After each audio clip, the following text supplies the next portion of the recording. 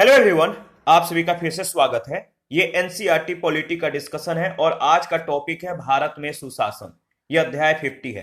तो चलिए स्टार्ट करते हैं। सबसे पहले सुशासन के बारे में डिस्कस करेंगे। गुड गवर्नेंस क्या है, इसका मतलब क्या होता है। गुड गवर्नेंस का मतलब है अच्छे तरीके से शासन करना, अच्छे तरीके से शासन चलाना। यानी किसी सामाजिक राजनीतिक इकाई को इस प्रकार से संचालित किया जाए कि अपेक्षित परिणाम प्राप्त हो सके, इसका सही परिणाम प्राप्त हो सके। सुशासन शब्द का प्रचलन 1990 के दशक में तेजी से देखा गया और इस दशक में विश्व की अनेक संस्थाओं और संयुक्त राष्ट्र के द्वारा इस शब्द का व्यापक प्रयोग किया गया। भारतीय परंपरा में जो रामराज है, रामराज की जो कल्पना है, यह सुशासन को इंगित करती है।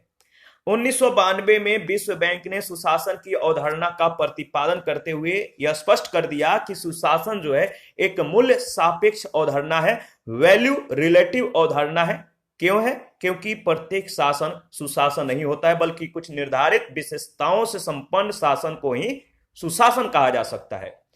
देखिए, प्रेजेंट टाइम में अगर बात करें, वर्तमान समय में अगर बात करें, तो सुशासन का जो महत्व है इस बात से समझा जा सकता है कि अंतर्राष्ट्रीय वित्तीय संस्थाएं विकासशील देशों को आर्थिक सहायता देते समय प्रत्यक्ष या अप्रत्यक्ष रूप से सुशासन की शर्त रखती हैं और यह जानने का प्रयास करती हैं कि संबंधित देश को जो दी गई आर्थिक सहायता है वो कितने प्रभावी रूप में जो है वहां पे सक्रिय है। सुशासन की जो आवश्यकता है इसके बारे में अगर बात करें, यानी नीड फॉर गुड गवर्नेंस, इसका मतलब क्या है? सुशासन शब्द का प्रयोग एक ऐसी प्रक्रिया के रूप में किया जाता है जिसमें शासन के माध्यम से आर्थिक और सामाजिक संसाधनों का उपयोग राष्ट्र के उन्नति और विकास के लिए किया जाता है। अतः सुशासन के विकास के लिए यह एक आवश्यक शर्त है। देखिए, स्वतंत्रता प्राप्ति के पश्चात भारत में भ्रष्टाचार की समस्या में जो है निरंतर वृद्धि हुई है। दिन दुगना रात चौगुना जो है भ्रष्टाचार की केसें आई हैं और ये बढ़ता गया है और इस कारण से सरकार की विकास योजनाओं का पूर्ण लाभ आम जनता तक नहीं पहुंच पाता है। इसलिए भारत की प्रशासनिक व्यवस्था में सुशासन को बढ़ावा देकर समावेशी विकास के लक्ष्य को प्राप्त किया जा सकता है। देखिए, सुशासन से विकेंद्रीकृत शासन का लक्ष्य भी पूर्ण होता है और स्थानीय संसाधनों का कुशलतम उपयोग किया जा सकता है। अच्छे तरीके से इसका उपयोग किया जा सकता है और इससे सीमित समय में गुणवत्तापूर्ण सेवाएं प्रदान की जा सकेंगी और आम जनता के जीवन में सुधार आएगा सुशासन से। देखिए, इसके बाद अगर बात करें तो सुशासन के जो आवश्यक तत्व हैं इसके बारे में देखेंगे। संयुक्त राष्ट्र यूनाइटेड नेशंस सुशासन के दिशा में महत्वपूर्ण भूमिका का जो है निर्वाह कर रहा है। संयुक्त राष्ट्र के पूर्व महासचिव कोफी अन्नान के अनुसार अगर बात करें, किसके अनुसार? कोफी अन्नान के अनुसार सुशासन मानवाधिकारों तथा विधि के शासन के लिए सम्मान सुनिश्चित कर रहा है, लोकतंत्र को यह सशक्त बना रहा है और लोक प्रशासन में पारदर्शिता और क्षमता को जो है प्रोत्साहित कर रहा है सुशासन। देखिए, उपयुक्त उद्देश्यों के प्राप्ति के लिए संयुक्त राष्ट्र ने सुशासन के 8 सिद्धांत जो है निर्धारित किए हैं, जो सुशासन के मूल तत्व हैं। ये 8 जो सिद्धांत हैं इसको ध्यान में रखिएगा, बारी बारी से इनको जो है आगे हम लोग डिस्कस करेंगे। पहला है पार्टिसिपेशन यानी सहभागिता, दूसरा है विधि का शासन, इसके बाद सर्वसम्मति उन्मुख समानता एवं समावेश, इसके बाद अगर बात करें तो प्रभावकारिता एवं कार्यकुशलता, इसके बाद उत्तरदायित्व, पारदर्शिता और अनुक्रियाशीलता। ठीक है, इनको बारी बारी से हम लोग डिस्कस करेंगे। सहभागिता का मतलब क्या होता है? देखिए, सरकार के जो निर्णय है, जो डिसीजन मेकिंग है, इसमें नागरिकों की सक्रिय भागीदारी होनी चाहिए, चाहे वह प्रत्यक्ष रूप में हो या वैधानिक संस्थाओं के माध्यम से, ताकि उनके हितों की जो अभिव्यक्ति है इसमें हो सके। व्यवहार के रूप में अगर बात करें, व्यवहार तो देखिए शासन में प्राय लिंग, वर्ग, जाति आदि के आधार पर सुविधा देने में जो है भेदभाव किया जाता है, लेकिन सुशासन में लिंग, वर्ग, जाति आदि के आधार पर जो है भेदभाव के लिए कोई स्थान नहीं है। दूसरा विधि का शासन, इसका मतलब क्या है? सुशासन के लिए अगर बात करें तो सुशासन के लिए विधि का जो शासन है और जो विधि का शासन है और जो स्वतंत्र न्यायपालिका है, इसका होना आवश्यक है। ठीक है, ताकि होना इसलिए आवश्यक है ताकि कानूनों का निष्पक्ष अनुपालन हो और लोगों को जो है जल्द से जल्द न्याय प्राप्त हो। विधि के शासन की स्थापना के लिए निष्पक्ष और भ्रष्टाचार मुक्त पुलिस बल का होना भी आवश्यक है। जो पुलिस बल है इसको भ्रष्टाचार में संलिप्त होना मतलब कि पाया नहीं जाना चाहिए, निष्पक्ष होना चाहिए। ठीक है, भ्रष्टाचार मुक्त होना चाहिए। इसके बाद है सर्वसम्मति उन्मुख। इसका मतलब क्या है? एक समाज में किसी विषय पर जो है अनेक विचार होते हैं। एक सोसाइटी है, इसमें जो लोग रह रहे हैं उनके विचार जो है वो डिफरेंट हो सकते हैं। सुशासन इन भिन्न विचारों और हितों के बीच जो है सामंजस्य स्थापित करता है ताकि समाज में एक व्यापक सर्वसम्मति का निर्माण किया जा सके, और यह सर्वसम्मति समाज के सामूहिक हितों की पूर्ति करती है। समानता एवं समावेशन क्या है? देखिए, सोसाइटी के प्रत्येक सदस्य को यह अनुभव होना चाहिए कि वे समाज के क्या है, पार्ट हैं, समाज के एक अहम अंग हैं और उनका भी समाज पर अधिकार है। वे समाज का सबसे कमजोर वर्ग यानी जो वीकर सेक्शन है, ये भी स्वयं को समाज की मुख्य धारा के भीतर अनुभव करें। यह सुशासन का जो है उद्देश्य है। तो जो कमजोर वर्ग हैं, जो मतलब कि गरीब तबके के जो लोग हैं, ये भी जो है समाज के मुख्य धारा के भीतर जो है मतलब कि आए और यह अनुभव करें कि हम लोग भी जो है समाज के साथ जुड़े हुए हैं। यह जो समाज के साथ जो जुड़ाव है, जो अनुभव है, यह सुशासन का उद्देश्य है।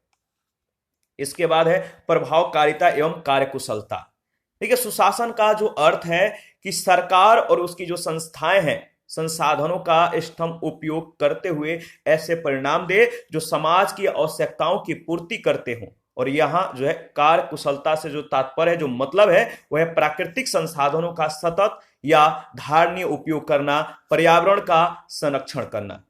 इसके बाद उत्तरदायित्व। इसका मतलब क्या होता है? ठीक है, सुशासन में सुशासन का जो छठा तत्व है वह है उत्तरदायित्व। इसका मतलब है यह सुशासन का सबसे महत्वपूर्ण तत्व है, इंपॉर्टेंट जो है एलिमेंट्स है। अगर बात करें, जब तक शासन में उत्तरदायित्व का समावेश नहीं होगा तब तक सुशासन का लक्ष्य प्राप्त नहीं हो सकता है। यदि लोकतांत्रिक संस्थाएं उत्तरदायित्व रहित हैं, यानी उनको जो है उत्तरदायित्व का अनुभव नहीं है, वो अपना उत्तरदायित्व नहीं समझती हैं, तो कार्य निष्पादन ठीक ढंग से जो है नहीं हो सकेगा या अच्छे तरीके से नहीं हो सकेगा। इसके बाद है सातवां जो तत्व है वह है पारदर्शिता, ट्रांसपेरेंसी। देखिए, सुशासन का जो महत्वपूर्ण तत्व है कार्य निष्पादन में क्या, पारदर्शिता लाना। जो कार्य है इसमें पारदर्शिता हो। परंपरागत शासन व्यवस्था में प्रायः गोपनीयता का व्यवहार किया जाता है, लेकिन सुशासन में यह स्वीकार्य नहीं है। गोपनीयता का व्यवहार नहीं किया जाता है।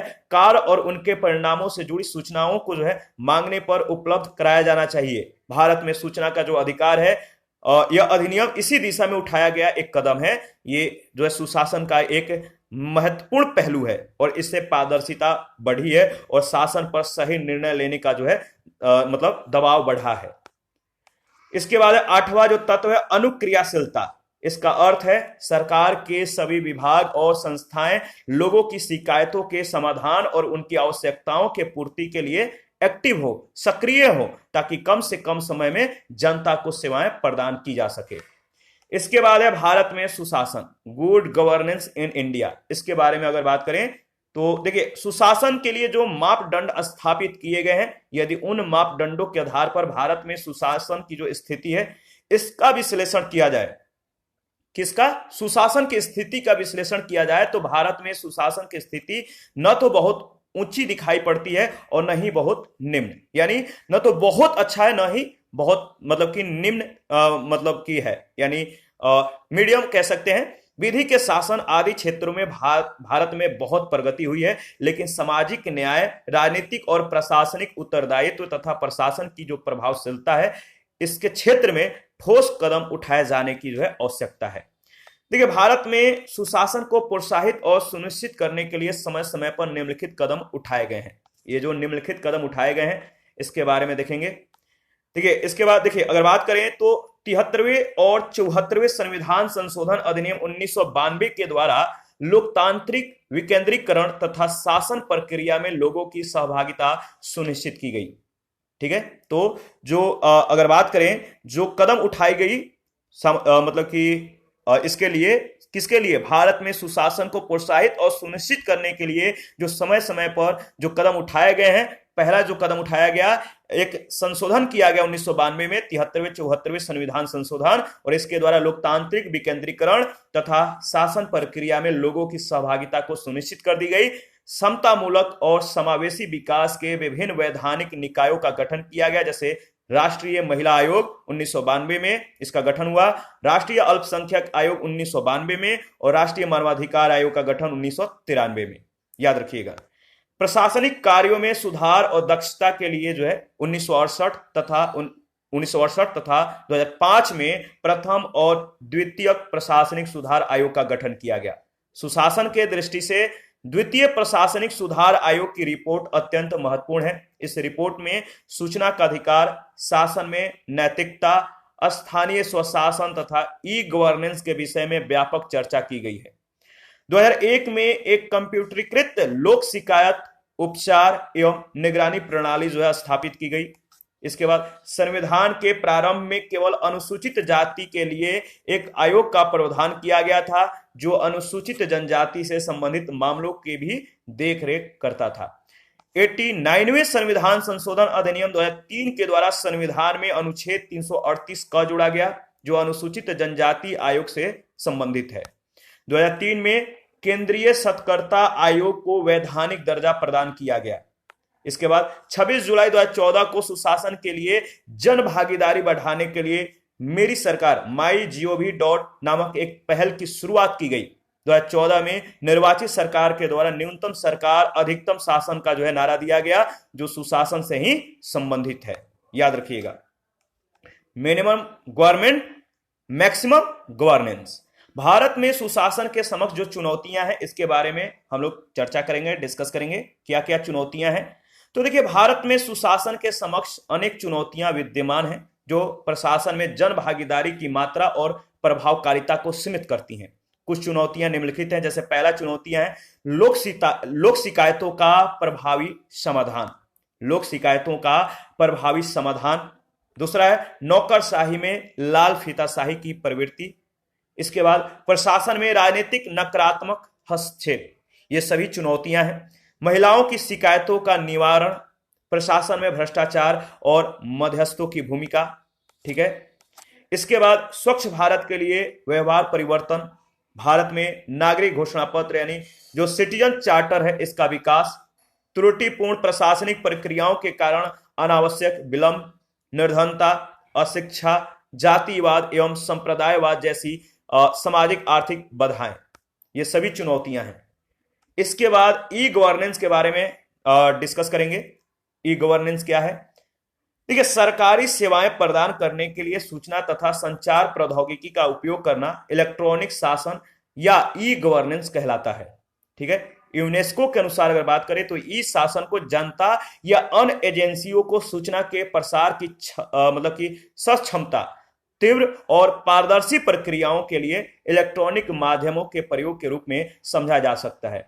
तो यूनेस्को के अनुसार अगर बात किया जाए तो जो ई शासन है, जो ई गवर्नेंस है, इसको जनता या अन्य एजेंसियों को सूचना के प्रसार की सक्षमता, तीव्र और पारदर्शी प्रक्रिया के लिए जो है इलेक्ट्रॉनिक माध्यमों के प्रयोग के रूप में समझा जा सकता है। यानी अगर कोई भी इंफॉर्मेशन हो, कोई भी सेवाएं हो, इसको जो है त्वरित या मतलब कि तीव्र गति से और पारदर्शिता से जो है सेवाओं को जो है प्रोवाइड कराया जाए, यही है आपका ई शासन, यानी इलेक्ट्रॉनिक माध्यम से। ठीक है।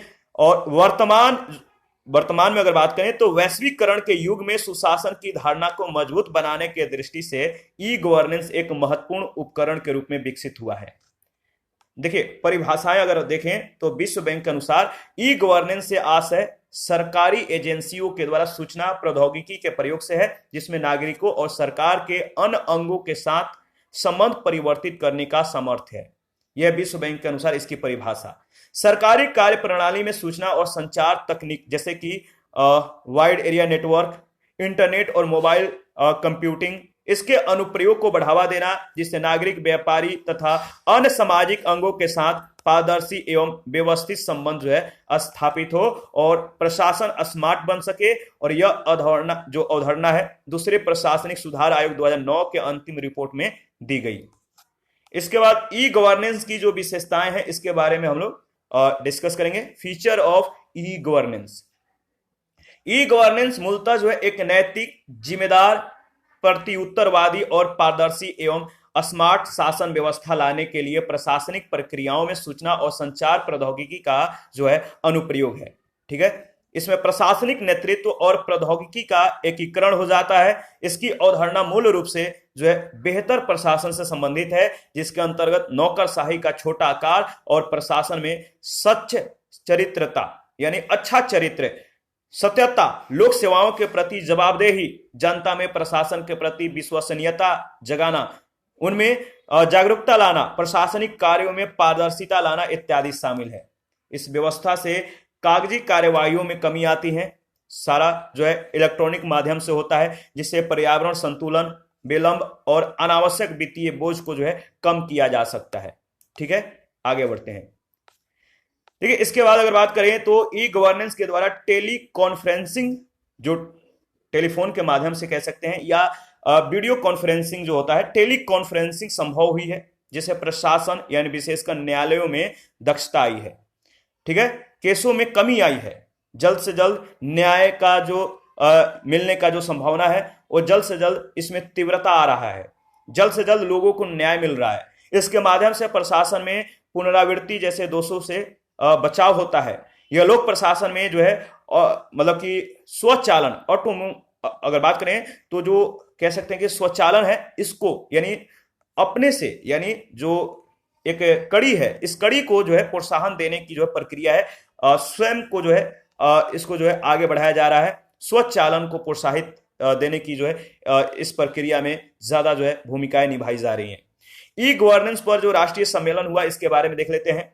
जनवरी 2017 में विशाखापत्तनम में ई गवर्नेंस पर 2 दिवसीय 20वें राष्ट्रीय सम्मेलन का जो है आयोजन किया गया, और इस सम्मेलन के जो मुख्य बिंदु हैं वो निम्नलिखित हैं। पहला बिंदु है साइबर सुरक्षा की समस्या के लिए समाधान उपलब्ध कराना। जो साइबर अटैक हो रहा है, जो साइबर कह सकते हैं कि धोखाधड़ी, इन सभी के लिए जो है यानी साइबर सुरक्षा के समस्या के लिए समाधान जो है उपलब्ध कराना। शिक्षा को प्रोत्साहित करने के लिए नैनो प्रौद्योगिकी का विकास करना। इलेक्ट्रॉनिक उपकरण व उत्पादों के विनिर्माण में बेहतर प्रयास करना। ठीक है, जो इलेक्ट्रॉनिक उपकरण हैं, जो गैजेट्स हैं और जो उत्पाद हैं, इनके विनिर्माण में बेहतर प्रयास करना, ज्यादा से ज्यादा उत्पादन करना। ठीक है, और साइंटिफिक तरीके से उत्पादन करना। इस सम्मेलन का मुख्य विषय था डिजिटल रूपांतरण। डिजिटल रूपांतरण यह सम्मेलन केंद्र सरकार के प्रशासनिक सुधार और जन शिकायत विभाग, इलेक्ट्रॉनिक और सूचना प्रौद्योगिकी मंत्रालय तथा आंध्र प्रदेश सरकार के सहयोग से जो है आयोजित किया गया। ई गवर्नेंस के जो स्वरूप है, इसके बारे में हम लोग डिस्कस करेंगे। देखिए, G2C सरकार से यानी गवर्नमेंट टू मतलब कि सिटीजन। G2C, G का मतलब सरकार गवर्नमेंट और C का मतलब नागरिक सिटीजन। तो सरकार से नागरिक, सरकारी सेवाओं को नागरिकों के द्वारा जो है साझा किया जाता है, और इसके अंतर्गत सरकारी सेवाओं के लिंक पर सेवाएं जो है प्राप्त होती हैं, जैसे ऑनलाइन बिल का भुगतान करना, ऑनलाइन रजिस्ट्रेशन आदि। इसके बाद है G2G सरकार से सरकार, गवर्नमेंट टू गवर्नमेंट, और इस मामले में सूचना और संचार प्रौद्योगिकी का प्रयोग न केवल सरकारी संगठनों के कार्यक्रम में शामिल सरकारी प्रक्रियाओं के पुनर्गठन में, बल्कि विभिन्न संगठनों के भीतर और उनके बीच सूचना और सेवाओं के प्रवाह के वृद्धि के लिए भी किया जाता है। तीसरा है गवर्नमेंट टू जो है बिजनेस, यानी सरकार से व्यवसाय, G2B, और इसका प्रयोग सरकार के साथ सीमा विहीन रूप से अगर बात करें, जो सरकार है G2B के अनुसार अगर बात करें, सरकार से व्यवसाय के अंतर्गत अगर देखें तो इसका जो प्रयोग है सरकार के साथ सीमा विहीन रूप से व्यवसाय, समुदाय, सामग्री और सेवाओं के प्रदायकों को परस्पर जो है क्रिया करने में सहायता देने के लिए इसका प्रयोग किया जाता है। और ई शासन का जो उद्देश्य है लाल फीताशाही को कम करना और समय की बचत करना, लाइसेंसिंग, परमिट अधिप्राप्ति और राजस्व संग्रहण में इसका उपयोग किया जाता है। इसके बाद अगर बात करें तो G2E सरकार से जो है कर्मचारी, सरकार से कर्मचारी का मतलब अगर देखें तो इसके अंतर्गत क्या होता है, सरकार और उसके कर्मचारी जो है एक दूसरे की कार्य प्रणाली से संबंधित सूचनाओं को साझा करते हैं। कर्मचारियों के द्वारा की जाने वाली शिकायतें, नियम या मानक आदि इसके उदाहरण हैं। इसके बाद है डिजिटल इंडिया कार्यक्रम, इसके बारे में डिस्कस करेंगे, बहुत ही महत्वपूर्ण है। Digital India power to empower. ठीक है, तो ई गवर्नेंस के उद्देश्यों की प्राप्ति के लिए भारत सरकार के द्वारा 1 जुलाई 2015 को, कब, 1 जुलाई 2015 को डिजिटल इंडिया कार्यक्रम का जो है आरंभ किया गया। और इस योजना का मुख्य लक्ष्य था कागजी प्रक्रिया से छुटकारा प्राप्त करना और अधिक से अधिक ई माध्यम यानी इलेक्ट्रॉनिक माध्यम से आधारित जो है व्यवस्था विकसित करना। इसके बाद ई क्रांति क्या है? ई का मतलब होता है इलेक्ट्रॉनिक माध्यम से, ई, और ई क्रांति का मतलब ई क्रांति डिजिटल इंडिया पहल का एक अनिवार्य स्तंभ है, पिलर है। देश में ई गवर्नेंस, मोबाइल गवर्नेंस और सुशासन की महत्वपूर्ण आवश्यकता को देखते हुए ई क्रांति के प्रमुख घटकों के रूप में शासन को जो है बदलने के लिए ई गवर्नेंस में बदलाव के विजन को मार्च 2015 में केंद्रीय मंत्रिमंडल के द्वारा अनुमोदित किया गया। ई क्रांति के कुछ सिद्धांत जो है वो निम्नवत हैं। जैसे पहला है मोबाइल फर्स्ट, ठीक है, mobile first, cloud by default, fast tracking approval, भाषाई स्थानीयकरण, सुरक्षा और इलेक्ट्रॉनिक डेटा संरक्षण और mandating standard and protocol. E क्रांति के अंतर्गत 44 मिशन मोड परियोजनाएं विभिन्न चरणों में क्रियान्वित जो है की जा रही हैं।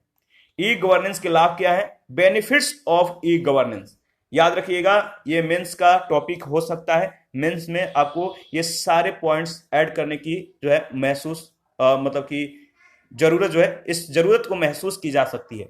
तो ई गवर्नेंस के जो लाभ हैं, जैसे पहला, ई शासन से समय की बचत होती है। क्या होता है? कागजी प्रोसेस नहीं होता है, इलेक्ट्रॉनिक माध्यम होता है। कुछ ही सेकंड में जो है आपको जो है एक डेटा को एक व्यक्ति से दूसरे व्यक्ति से ट्रांसफर किया जा सकता है। एक व्यक्ति को दूसरे व्यक्ति तक जो है जल्द से जल्द इंफॉर्मेशन को जो है स्थानांतरण किया जा सकता है। ई प्रशासन जो है, ई जो शासन है, यह प्रशासनिक दक्षता में वृद्धि करता है, प्रत्यक्ष या पारदर्शिता या भ्रष्टाचार में कमी लाता है। ठीक है, तो ई शासन जो है प्रशासनिक दक्षता में वृद्धि करता है और पारदर्शिता लाता है। ई शासन से भ्रष्टाचार और बिचौलियों की जो भूमिका है इसमें कमी आती है, मीडिएटर समाप्त हो जाते हैं, सीधे नागरिक और जो गवर्नमेंट है इसके बीच संबंध स्थापित हो जाता है। ई शासन पारदर्शी शासन व्यवस्था स्थापित होती है। इस शासन में सारे आंकड़े सदा उपलब्ध होते हैं, अतः कभी भी उन आंकड़ों का विश्लेषण करके उचित निर्णय लिया जा सकता है। इस शासन से प्रशासन में जन भागीदारी को बढ़ाया जा सकता है और इस शासन के द्वारा सरकार की वैधता में वृद्धि होती है। इसके बाद अगर बात करें तो भारत में ई गवर्नेंस की जो पहल है इसके बारे में देख लेते हैं, डिस्कस कर लेते हैं। देखिए, इलेक्ट्रॉनिक अगर बात करें तो इलेक्ट्रॉनिक के बढ़ते हुए महत्व को देखते हुए भारत सरकार ने 1970 में इलेक्ट्रॉनिकी विभाग की स्थापना की। 1977 में राष्ट्रीय सूचना केंद्र की स्थापना भारत में ई शासन की ओर पहला मुख्य कदम था, क्योंकि इसने सूचना और उसके संप्रेषण पर ध्यान केंद्रित किया। 1980 के दशक में या 1980 के दशक के पूर्वार्ध में अगर बात करें तो कंप्यूटरों का प्रयोग बहुत कम संगठनों तक था, बहुत कम होता था। 1980 के दशक के उत्तरार्ध तक, 1980 के दशक के बाद की अगर बात करें तो 1980 के दशक के बाद बड़ी संख्या में सरकारी कार्यालयों में जो है कंप्यूटर का आगमन हुआ और उनका प्रयोग अधिकांशतः जो है शब्द संसाधन के लिए किया जाता था। बाद के वर्षों में अगर बात करें तो चालू कंप्यूटरीकरण, दूर संपर्क और इंटरनेट संपर्क के लिए संघ और राज्य दोनों स्तरों पर अनेक ई शासन पहले की गई हैं। 1999 में केंद्रीय सूचना प्रौद्योगिकी मंत्रालय का सृजन हुआ, जिसके माध्यम से 2000 तक वर्ष 2000 तक केंद्र सरकार के सभी मंत्रालय या विभागों में कार्यान्वयन के लिए भारत सरकार के द्वारा जो है इस शासन के लिए 12 सूत्री न्यूनतम कार्यसूची जारी की गई, जो इस शासन के संदर्भ में मील का पत्थर साबित हुआ। 12 सूत्री।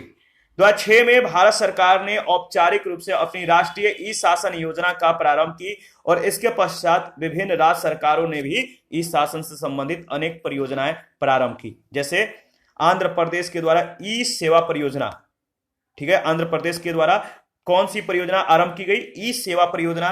कर्नाटक ने भूमि परियोजना शुरू की। मध्य प्रदेश के द्वारा ज्ञान दूत परियोजना। और यह भी याद रखिएगा कि कौन सी जो परियोजना है किस राज्य के लिए है। जैसे ज्ञान दूत के बारे में कई बार पूछा गया है, लोकवाणी के बारे में भी पूछा जा चुका है। तो उत्तर प्रदेश का जो परियोजना है वह है लोकवाणी। केरल का जो परियोजना है वह है फ्रेंड्स। राजस्थान का ई मित्र परियोजना, ठीक है, याद रखिएगा। इसके बाद सुशासन दिवस, इसके बारे में देख लेते हैं। 2014 में केंद्र सरकार के द्वारा भारत के पूर्व प्रधानमंत्री अटल बिहारी वाजपेयी के जन्म दिवस पर जो है 25 दिसंबर को प्रतिवर्ष सुशासन दिवस के रूप में मनाने का निर्णय लिया गया। तब से प्रतिवर्ष एवरी ईयर्स 25 दिसंबर को राष्ट्रीय स्तर पर सुशासन दिवस मनाया जाता है।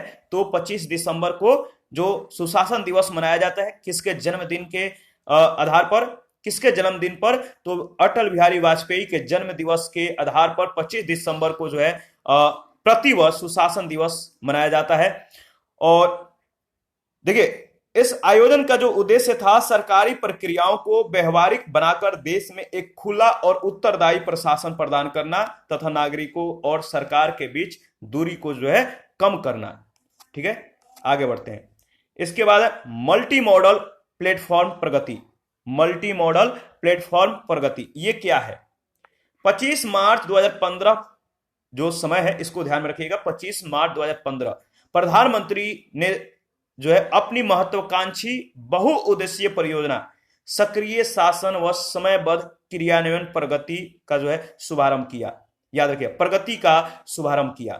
प्रगति समन्वय और संवाद मूलक अनूठा जो है प्लेटफॉर्म है। प्रगति के उद्देश्य क्या है? तो प्रगति है proactive governance and timely implementation. तो प्रगति का मतलब क्या है इसको ध्यान में रखिएगा। प्रगति का जो उद्देश्य है आम जनता की शिकायतों का समाधान करना, भारत सरकार के महत्वपूर्ण कार्यक्रमों और परियोजनाओं तथा राज्य सरकार की परियोजनाओं का क्रियान्वयन और केंद्रीय तथा राज्य परियोजनाओं की निगरानी करना। देखिए, उपयुक्त जो उद्देश्य हैं, ये जो उद्देश्य हैं, 3 जो उद्देश्य दिए गए हैं, इन उद्देश्यों के अतिरिक्त अगर बात करें तो प्रगति प्लेटफॉर्म भारत में गवर्नेंस और ई गवर्नेंस को और अधिक सक्षम और उत्तरदायी बनाने के लिए तैयार किया गया है। ई प्रमाण क्या है?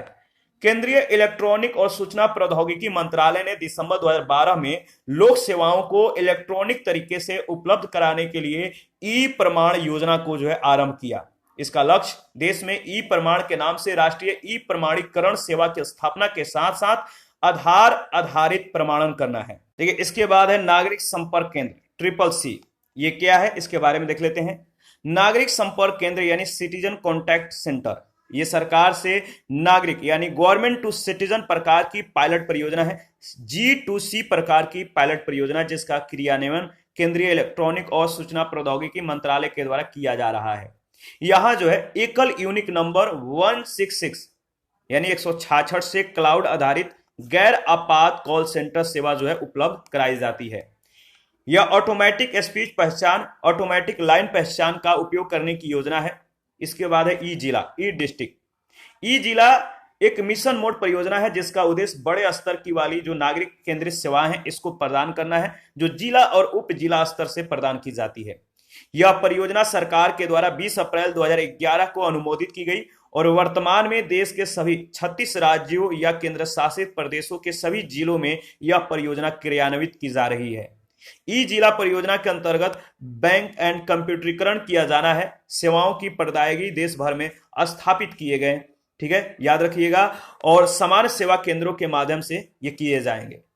ई जिला का उद्देश्य क्या है? तो ई जिला का जो उद्देश्य है जिला प्रशासन की कार्यशैली में सुधार करना है और इसके माध्यम से नागरिकों को अनिवार्य सेवाएं प्रदान की जाएंगी। JAM संधि क्या है? JAM संधि, जे से मतलब है जनधन, ए से मतलब है आधार और एम से मतलब मोबाइल।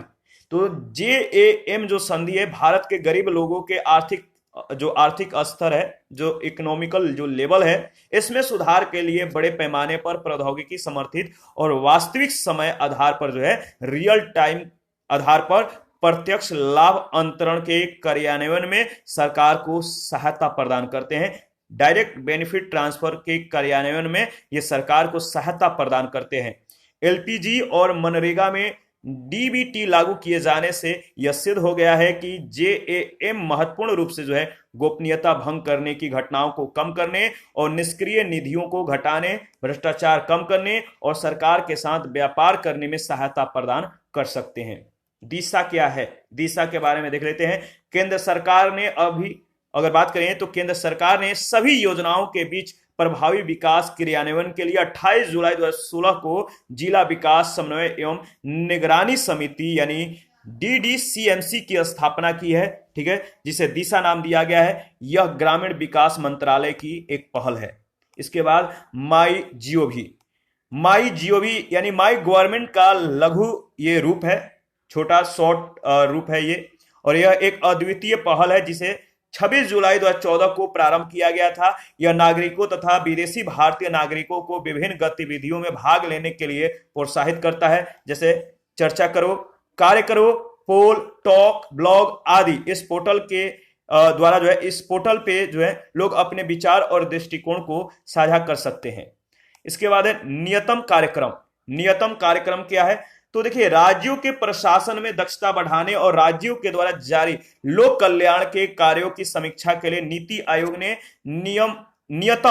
नियतम नामक जो है NIYATAM नियतम, ठीक है, नियतम नामक पहल जो है प्रारंभ की है। इसका पूरा नाम याद रखिएगा। और नियतम के अंतर्गत नीति आयोग से संबंधित राज्यों से समन्वय स्थापित करके शिक्षा, स्वास्थ्य, बिजली, पानी, सड़क और मोबाइल की पहुंच जैसे विकास के सूचकांकों पर राज्यों की प्रगति की समीक्षा करेगा। और हालांकि इस आधार पर एक राज्य के दूसरे राज्य के साथ तुलना नहीं की जाएगी, यानी किसी एक स्टेट का तुलना किसी अदर स्टेट से नहीं की जाएगी, दूसरे राज्य के साथ इसकी तुलना नहीं की जाएगी। और इस संदर्भ में विभिन्न क्षेत्रों के कुल 25 इंडिकेटर्स शामिल किए जाएंगे, 25 संकेतक जो है शामिल किए जाएंगे। और इसी के साथ आज का जो सेशन होता है वो समाप्त। और नेक्स्ट सेशन में संविधान संशोधन के बारे में हम लोग डिस्कस करेंगे। तो अगर आपके पास पीडीएफ नहीं है तो पीडीएफ ले लीजिए। इसके लिए Telegram channel, Telegram quiz group या चैनल के कम्युनिटी बॉक्स में जाइए, वहां पे इसके रिगार्डिंग में इंफॉर्मेशन को अपडेट कर दिया गया है। और किसी भी टॉपिक में, किसी भी प्रश्न में कोई भी डाउट हो आप कमेंट कर सकते हैं,